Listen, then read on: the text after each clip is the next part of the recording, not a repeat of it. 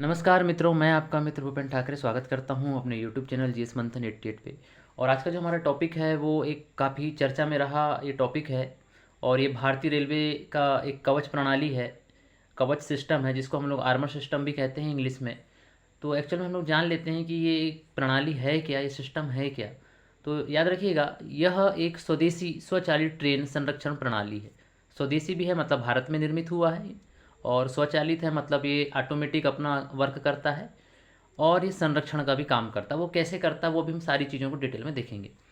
भारत का अपना स्वदेशी ट्रेन कोलिजन एवॉइडेंस सिस्टम है। ठीक है, तो जो कवच है यह भारत का अपना ट्रेन कोलिजन एवॉइडेंस सिस्टम है। मतलब ट्रेन की टक्कर को बचाने हेतु इस सिस्टम को डेवलप किया गया है। ठीक, वर्ष 2012 में पहली बार इस प्रणाली को विकसित करने का प्रयास किया गया था, और उस समय हमारे प्रधानमंत्री श्री मनमोहन सिंह जी थे, जो कि एक बहुत बड़े इकोनॉमिस्ट थे। 2012 में कवच प्रणाली को TCAS के नाम से जाना जाता था। ठीक है, तो इसका फुल फॉर्म होता है ट्रेन कोलिजन अवॉइडेंस सिस्टम। ठीक है, इसका पहला परीक्षण जो हुआ था वो 2012 में हैदराबाद में एक ही ट्रैक पर दो विपरीत दिशा से आने वाली ट्रेनों के द्वारा परीक्षण किया गया था। मतलब एक ही रेलवे ट्रैक था और एक ही रेलवे ट्रैक पर दो ट्रेनें आमने सामने एक ही ट्रैक पर आ रही थी एक दूसरे की तरफ। ठीक, और इसमें इस सिस्टम को फिट किया गया था। ठीक है, कौन सा सिस्टम था ये? Train collision avoidance system. ठीक, तो इसको दो ट्रेनें जब आमने सामने आई तो ये ऑटोमेटिक 200 मीटर दूरी पर आकर ये रुक गई। मतलब एक प्रकार से बड़ा हादसा होने से टल गया, क्योंकि ये एक प्रकार का परीक्षण था। तो परीक्षण के दौरान ये इसमें ये हुआ कि दोनों ट्रेनें आमने सामने 200 मीटर की दूरी पर आकर ये रुक गई, और ऑटोनोमिक इसमें रुक गई, मतलब स्वतः ही ये रुक गई। इसको रोकने के लिए कोई ऐसा सिस्टम इस पर बनाया गया था जिसके माध्यम से ये रुक गई, है ना। मतलब किसी लोको पायलट ने इसमें कुछ हेल्प नहीं की, इसमें ये ऑटोनोमस थी और खुद ही ये वहाँ जाकर रुक गई। हैदराबाद में हुई इस परीक्षण को पाथ ब्रेक टेक्नोलॉजी का नाम दिया गया। क्या नाम दिया गया? हैदराबाद में हुई इस परीक्षण को पाथ ब्रेक टेक्नोलॉजी भी नाम दिया गया। वर्तमान में इस प्रणाली का नाम कवच है। शुरू में इसका नाम था TCAS, train collision avoidance system, लेकिन ये जो शुरुआती नाम कब दिया गया था? 2012 में। ठीक, और 2022 में इसको एक नया नाम दिया गया कवच। और कवच प्रणाली का पहला सफल परीक्षण 4 मार्च 2022 को सिकंदराबाद मतलब तेलंगाना में इसका परीक्षण किया गया, और एक ही पटरी पर दो ट्रेनों को विपरीत दिशा में चलाया गया, मतलब एक ही रेलवे ट्रैक पे, और लगभग 380 मीटर पर दोनों ट्रेनें आमने सामने आकर रुक गई।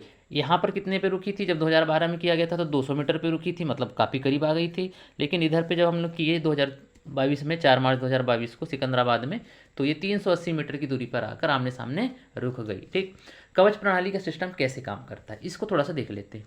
दो ट्रेनों के आपस में टकराने से रोकने हेतु इस सिस्टम को बनाया गया, डेवलप किया गया है। ठीक, कई बार ये हो जाता है कि दो ट्रेनें आमने सामने होती हैं, तो इनमें आमने सामने की टक्कर ना हो, किसी प्रकार का कोई बड़ा हादसा ना हो, तो ऐसे हादसों को टालने के लिए इस प्रकार के सिस्टम को डेवलप किया गया है।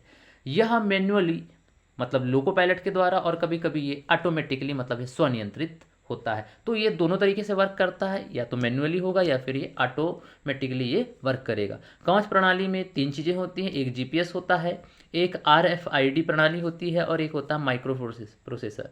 तो इस तरीके से GPS, RPID और माइक्रो प्रोसेसर इसमें लगे होते हैं। तो GPS, RFID और माइक्रो प्रोसेसर, इन तीनों से मिलकर जो सिस्टम बनता है उसी को हम कहते हैं कवच। और ये कवच जो है किसका सिस्टम है? ट्रेनों को हादसों से बचाने के लिए। तो एक प्रकार का वास्तविक में कवच। अब ये कवच काम कैसे करता है इसको थोड़ा सा हम लोग यहाँ पर देख लेते हैं। ठीक है, अब देखो इसमें जो GPS होता है वो कैसे काम करता है। क्योंकि सबसे पहली चीज़ GPS है। मान लो एक ट्रेन है पूरी की पूरी, ये इस दिशा में जा रही है ना, और एक पटरी है, एक ट्रैक है, इसमें यहाँ GPS लगा होता है, और यहाँ उसके आगे पे यहीं पे RFID ये लगा होता है, और साथ ही साथ माइक्रो प्रोसेसर, मतलब पूरा सिस्टम इस ट्रेन पर ही लगा होता है। ठीक है, अब इसी को हम इस चित्र के माध्यम से समझते हैं। मान लो ये ट्रेन है, ट्रेन का GPS है, तो ये GPS सिग्नल भेजेगा सैटेलाइट को, और सैटेलाइट सिग्नल किसको भेजेगा? स्टेशन को भेजेगा, और स्टेशन सिग्नल किसको भेजेगा? वापस से ट्रेन को भेजेगा। तो इस तरीके से क्या होगा कि जो रेलवे स्टेशन है ना, या जो कंट्रोल रूम है, ये किसकी लोकेशन को पता करेगा? ट्रेनों की लोकेशन को पता करेगा कि एक ट्रैक पर कोई अगर ट्रेन चल रही है तो वो वर्तमान में कहाँ पर है, उसकी जो लाइव पोजीशन है उसको वहाँ पर चेक करेगा, और आजू बाजू कितनी ट्रेनें और मूवमेंट कर रही हैं तो उसको वो चेक करके बताएगा और यहाँ से फिर कमांड किया जाएगा किसको, वायरलेस के माध्यम से किसको सिग्नल भेजा जाएगा, यहाँ के जो ट्रेन में लोको पायलट होगा उसको भेजा जाएगा कि भाई आगे जो है तुम्हारे कोई ट्रेन है या कोई ऑब्जेक्ट है, इसलिए तुम अपने ट्रेन की गति को नियंत्रित कर लो, है ना। तो इस तरीके से यहाँ पर सूचनाओं का आदान प्रदान जीपीएस के माध्यम से होता है और जीपीएस से करंट लोकेशन जो है पता चल जाती है। ठीक, जीपीएस मैन्युअली काम करने हेतु मदद करेगा और सबसे बड़ी बात यह है कि यह ट्रेन की लाइव लोकेशन को ट्रैक करेगा। जो बात मैं आपको बता रहा हूँ वही यहाँ लिखी हुई है, ठीक है, और बाकी की ट्रेनों की ये लोकेशन भी बताएगा। यदि कोई दो ट्रेन एक ही ट्रैक पर विपरीत दिशा में आमने सामने आ रही हैं तो सबसे पहले क्या करेगा, जीपीएस उपग्रह को सिग्नल भेजेगा और उपग्रह स्टेशन को, और स्टेशन से ये फिर आपको लोको पायलट को मैसेज भेजा जाएगा। तो इस प्रकार से ये मैन्युअली वर्क करेगा जीपीएस, है ना। तो मैन्युअली कार्य कराने के लिए हम जीपीएस का इस्तेमाल करेंगे। लोको पायलट द्वारा मैन्युअली ट्रेन हादसे को जीपीएस की मदद के द्वारा रोका जा सकता है। इसके अलावा हम लोग देख लेते हैं आरएफआईडी क्या होता है, रेडियो फ्रिक्वेंसी आइडेंटिफिकेशन। इसका फुल फॉर्म होता है रेडियो फ्रिक्वेंसी आइडेंटिफिकेशन। यह कैसे काम करेगा यह high speed ultra radio frequency प्रणाली पर आधारित एक तंत्र है। कैसा तंत्र है ये, high speed ultra radio frequency प्रणाली पर आधारित यह एक पूरा सिस्टम है। यह तीव्रगामी क्रिया सबसे पहले करने में सक्षम है। मतलब कोई भी चीज़ अगर ऑब्जेक्ट सामने है तो इस ऑब्जेक्ट का ये पहले ही पता लगा लेगा और सामने वाले को सूचित कर देगा कि सामने कोई ना कोई खतरा है, इसलिए आप पहले ही क्या हो जाओ, सचेत हो जाओ, ठीक है, बता भी देगा। और इसमें ऐसे सिस्टम फिट हैं कि ऑटोमेटिक धीरे धीरे करके उस ऑब्जेक्ट के पहले जाकर रुक जाएगा और आमने सामने की टक्कर होने से वो बच जाएगा, ठीक है। मतलब खतरे के संकेत को पहले ही ये बता देता है। ये काम होता है आरएफआईडी का, मतलब एकदम हाई इसका पावर होता है, हाई फ्रिक्वेंसी वाला ये एक सिस्टम है। यह स्वचालित प्रणाली है, यह अपने आप कार्य करती है। जो आरएफआईडी है यह स्वचालित प्रणाली है जो अपने आप में काम करती है। यह रेलगाड़ी की स्थिति अपडेट करता है, ठीक है। यह रेलगाड़ी की स्थिति क्या करता है, अपडेट करता है कि अभी आपकी गाड़ी कहाँ पर है, तो यह उसकी स्थिति को क्या करता है, अपडेट करता है। इसके आगे हम लोग देख लेते हैं, यह 3 स्थानों पर लगाया जाता है। जो आरएफआईडी होता है ये 3 स्थानों पर लगाया जाता है। एक तो ट्रेन के इंजन के अंदर, इसके अलावा पटरियों में मतलब ट्रैक में, और इसके अलावा जो आजू बाजू में जो सिग्नल होते हैं उसमें भी ये लगाए जाते हैं। आप लोग देखे होंगे ना कि आजू बाजू पटरी के आजू बाजू सिग्नल लगे होते हैं, तो वो सिग्नल में भी आरएफआईडी लगाया जाता है। यह ट्रेन की स्पीड ब्रेकिंग सिस्टम को कंट्रोल करता है। जो आरएफआईडी होता है यह ट्रेन की जो स्पीड ब्रेकिंग सिस्टम को कंट्रोल करता है। तो यहाँ कुल मिला के ये है कि ट्रेन की स्पीड को नियंत्रित करेगा, लास्ट में धीमा कर देगा और एक समय के बाद में यह ट्रेन को एक निश्चित स्थान पे जाके या एक निश्चित डिस्टेंस के पहले इसको क्या करेगा, ट्रेन को रोक लेगा और एक बड़े हादसे को टाल देगा। आरएफआईडी में एंटीना लगा होता है, ठीक है। देख लीजिए, ये ट्रेन है, ये ट्रेन ए है, ये ट्रेन बी है, दोनों विपरीत दिशा में जा रही है। ये आरएफआईडी का एंटीना है और ये ट्रेन का इंजन है, इसके अंदर आरएफआईडी लगा है। इस ट्रेन में भी इसका इंजन है, आरएफआईडी लगा है और दोनों एक ही ट्रैक पर आ रही हैं और आमने सामने आ रही हैं, ठीक है। तो ये एक दूसरे को क्या करेंगे, है ना, एक दूसरे को क्या भेजेंगे, ये सिग्नल भेजेंगे मतलब। और सिग्नल भेजने से क्या होगा कि ये सिस्टम कब काम करेगा मैं आपको बता रहा हूँ, जब दोनों ट्रेनों में ये सिस्टम लगा होगा तब। कवच सिस्टम इसमें भी होना चाहिए और कवच सिस्टम इस ट्रेन में भी होना चाहिए। मतलब ट्रेन ए और ट्रेन बी जो कि सामने आ रही हैं एक दूसरे के, इन दोनों में सिस्टम लगा होगा तभी ये प्रॉपरली वर्क कर पाएगा, अन्यथा यह सिस्टम वर्क नहीं कर पाएगा, ठीक। तो इस तरीके से ये है आरएफआईडी का एंटीना है। ये एंटीना सिग्नल भेजेगा, स्थिति को अपडेट करेगा, सामने क्या ऑब्जेक्ट है, और कोई ऑब्जेक्ट है तो स्पीड को मेंटेन करेगा और धीरे धीरे करके वो ट्रेन को एक निश्चित डिस्टेंस पे जाके रोक देगा। आरएफआईडी बहुत उच्चतम तकनीक है, बहुत हाई टेक्नोलॉजी का ये सिस्टम है। आरएफआईडी को हर स्टेशन से 1 किलोमीटर की दूरी पर इंस्टॉल किया जाता है। जो आरएफआईडी को हर स्टेशन से 1 किलोमीटर की दूरी पर इंस्टॉल किया जाता है, ठीक है। हर एक किलोमीटर पर इसको क्या किया जाएगा, इंस्टॉल किया जाएगा, मतलब पटरी में, ट्रेन में, है ना। यह सभी एक दूसरे से अल्ट्रा हाई रेडियो फ्रिक्वेंसी पर कार्य करते हैं, ठीक है। यह सभी कैसे काम करते हैं, जो 1 किलोमीटर पे हैं ये हाई फ्रिक्वेंसी पर काम करते हैं। हाई फ्रिक्वेंसी मतलब रेडियो फ्रिक्वेंसी की बात हो रही है। दोनों ट्रेनों में यह सिस्टम लगा हो तभी यह एंटीना के माध्यम से कम्युनिकेट कर पाएंगे, ठीक है। मतलब दोनों ट्रेनों के में ये एंटीना लगा होगा आरएफआईडी का, तभी ये क्या कर पाएंगे, दोनों आपस में कम्युनिकेट कर पाएंगे, ठीक है। तथा हादसे होने के पहले ही स्वनियंत्रित होकर एक दूसरे से निश्चित स्थान पर आकर क्या होंगी, ट्रेन रुक जाएंगी, ठीक है। रास्ते के सामने अगर कोई खतरा हो तो यह उसे पहले ही भाप लेगा, ठीक है। ये सिग्नल से पता कर लेगा कि सामने कोई ना कोई खतरा है, ट्रेन अगर ना भी हो, ट्रेन के अलावा कोई दूसरी चीज़ भी है तो ये पता लगा लेगा, ठीक है। और ख़राब मौसम में भी ट्रेन संचालित जो ट्रेन का जो संचालन है वो बाधित नहीं होता। एक्चुअल में होता क्या है कि कई बार बहुत तेज़ बारिश होती है या घना कोहरा छाया होता है, धुंध छाई होती है, तो वैसी स्थिति में जो ट्रेनों का जो परिचालन है वो संभव नहीं हो पाता, ठीक है। कुल मिला के विजिबिलिटी कम हो जाती है, और विजिबिलिटी मतलब जब दृश्यता कम हो जाएगी तो लोको पायलट उसको ट्रेन को ढंग से नहीं चला पाएगा।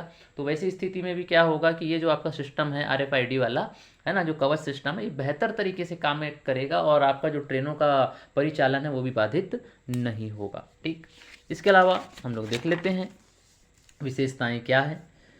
विशेषताएं इसकी ये हैं, अगर लोको पायलट ब्रेक नहीं लगा पाता तो कवच स्वचालित या ऑटोमेटिक रूप से ब्रेक लगाकर ट्रेन की गति को नियंत्रित करता है, ठीक है। तो कवच कितना महत्वपूर्ण हो जाता है, मतलब लोको पायलट अगर सो भी जाए घोड़ा बेच के तो ये कवच सिस्टम काम कर देगा।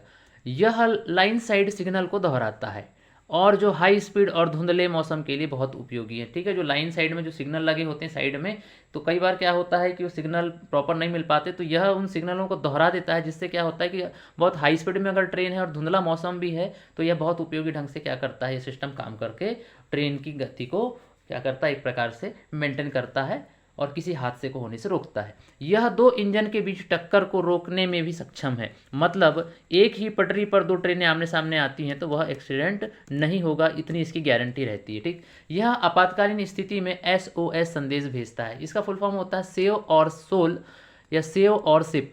तो सेव और सोल का मतलब होता है हमें बचाओ और या हमारे जहाज को बचाओ, ये इसका एक शाब्दिक अर्थ होता है। तो कुल मिला के ये आपातकाल में मैसेज भेजता है और लोगों को बताता है कि भाई आप बहुत बड़े खतरे में आ गए हो और इस खतरे से बचने के लिए आप जो है उपाय करो, तो यह SOS मैसेज भी भेजता है, ठीक। यह नेटवर्क मॉनिटर सिस्टम के माध्यम से ट्रेन की लाइव आवाजाही की निगरानी करता है। किसके माध्यम से? GPS के माध्यम से, ठीक है। कितनी ट्रेन आ रही है, जा रही है, कौन सी ट्रेन कहाँ है, किस स्थिति में है, ये सब GPS ट्रैक कर लेता है ना। और ये GPS भी किसका हिस्सा है? आपके कवच का हिस्सा है। लेवल क्रॉसिंग गेट्स पर कवच की मदद से ऑटोमेटिक हार्न बजने लगते हैं, ठीक है। लेवल क्रॉसिंग गेट्स जो होते हैं वहाँ पर जो कवच की मदद से ऑटोमेटिक हार्न बजने लगते हैं। अगर लोको पायलट यहाँ भी घोड़ा बेच के सो जाए तो ये हार्न ऑटोमेटिक बजने लगेंगे, ठीक। अगर आगे रेड सिग्नल है तो ड्राइवर 2 किलोमीटर पहले ही इंजन से लगे डिस्प्ले सिस्टम में यह देख लेगा, ठीक है। अगर सामने कोई रेड सिग्नल है तो ड्राइवर कहाँ देख लेगा? 2 किलोमीटर पहले इसको अपने जो कंप्यूटर उसके ट्रेन में लगा होगा वहाँ पर उसको क्या कर लेगा? वो देख लेगा। ये भी किसके माध्यम से संभव होगा? यही आपके कवच सिस्टम के माध्यम से। ओवर स्पीड से रेल चलाने पर भी यह अंकुश लगाएगा, मतलब अगर ट्रेन बहुत हाई स्पीड से चल रही है तो यह उसकी स्पीड को भी क्या करेगा? नियंत्रित। वास्तविक में सही बात है कि जो ट्रेनों के लिए एक तय दिशा निर्देश होते हैं, है ना, तो उस पर ही ट्रेनों को चलना चाहिए, लेकिन कई बार ट्रेनें बहुत स्पीड से चलती हैं तो यह उसकी स्पीड को भी नियंत्रित करेगा, क्योंकि अगर बहुत ट्रेन स्पीड से है तो हो सकता है कि वो अपने ट्रैक से भटक जाए और नीचे उतर जाए और उससे बहुत बड़ा हादसा हो सकता है। वर्तमान स्थिति क्या है हम लोग देख लेते हैं। 13,215 इलेक्ट्रिक इंजन हमारे देश में मौजूद हैं, जिसमें से 65 लोको इंजन में कवच सिस्टम एक्टिव है या इसको इंस्टॉल किया गया है। 19 रेलवे जोन है जिसमें कवच सिस्टम सिकंदराबाद के साउथ सेंट्रल रेलवे में लागू है फिलहाल की स्थिति में, ठीक है। इसके अलावा अब इसको मुंबई, दिल्ली, मुंबई और अन्य इसको जगह पर भी लागू करने का चल रहा है धीरे धीरे। 1 किलोमीटर में पूरे कवच सिस्टम में जो खर्चा आता है वो 30 लाख रुपए प्रति किलोमीटर या 50 लाख रुपए प्रति किलोमीटर का खर्चा आता है। मतलब आपको 1 किलोमीटर के दायरे में, क्योंकि 1 किलोमीटर के डिस्टेंस में आप इसको पटरी में लगाओगे तो कितना खर्चा आएगा आप समझ लो, 30 लाख रुपए प्रति किलोमीटर खर्चा आएगा। मतलब थोड़ा ये कॉस्टली काम है। और जो कुल खर्चा आएगा वो 38,000 करोड़ रुपए का आएगा। कितना खर्चा आएगा? टोटल खर्चा आएगा वो 38,000 करोड़ रुपए का आएगा, क्योंकि अभी वर्तमान में जो भारत का जो कुल रनिंग रेलवे ट्रैक है वो है 1,28,000 किलोमीटर। तो 1,28,000 किलोमीटर के हिसाब से आप अनुमान लगा लो कि हर 1 किलोमीटर में जब 30 लाख रुपए लग रहा है तो टोटल 1,28,000 किलोमीटर इंटू कर देंगे तो आपको निकल जाएगा 38,000 करोड़ रुपए। तो कुल मिलाकर यह एक काफ़ी अच्छा सिस्टम है जिसको बिल्कुल रेलवे को लागू करना चाहिए, क्योंकि हम लोग आए दिन देखते हैं कि काफ़ी एक्सीडेंट होते हैं, ट्रेन हादसे होते हैं जिसमें बहुत से लोग अपनी जान गंवा देते हैं। तो ये भारत सरकार से हम आग्रह करते हैं कि इस सिस्टम को बड़े जल्दी से जल्दी लागू किया जाए ताकि हमारी जो यातायात की जो सबसे रीढ़ की हड्डी माना जाता है, या जो दो सभ्यताओं को जोड़ने वाला हमारा यातायात सिस्टम का जो सबसे मजबूत पहलू जो है, जिसको हम लोग ट्रेन कहते हैं, रेल कहते हैं, उसके हाथ से ना हो और लोग अपनी ज़िंदगी से हाथ ना धोएं। तो इस तरीके से ये आज का एक प्रयास था, छोटा सा वीडियो था। मिलते हैं फिर नेक्स्ट वीडियो में। जय हिंद, जय भारत, जय श्री राम, जय श्री कृष्ण, और आप सभी लोगों को कृष्ण जन्माष्टमी की हार्दिक शुभकामनाएं।